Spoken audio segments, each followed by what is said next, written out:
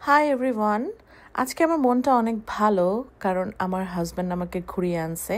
So let's go make some haleem for হিম।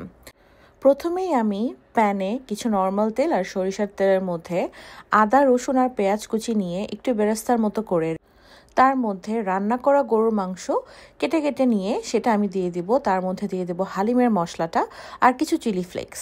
রান্না করা গরুর মাংস দিয়ে করলে ফ্লেভারটা অনেক ভালো আসে। অনেকে নর্মাল মাংস দিয়ে করে, বাট আমি রান্না করা মাংস দিয়ে করে বেশি টেস্ট পেয়েছি। তো আমি এটা একদম ভাজা ভাজা করে নিব। ভাজা ভাজা করার পরে যখন তেলটা ছেড়ে দিবে তার মধ্যে আমি ভিজিয়ে রাখা ডালগুলা দিয়ে দিব।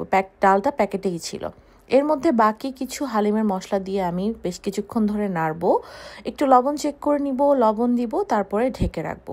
ঢেকে রেখে 10 মিনিট পরে আবার উঠিয়ে দেখবো নিচে লেগে গেল কিনা। এরপর অল্প একটু সরিষার তেল আর কিছু জিরে গুঁড়া দিয়ে আবার একটু নাড়বো।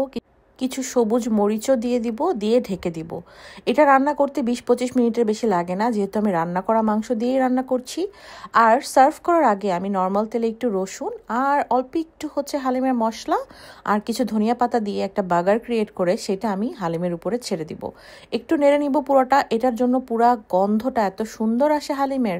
এই তো হয়ে গেল আমার হালিম। এটা আমি বেরেস্তা, শসা কুচি আর লেবু দিয়ে সার্ভ করব।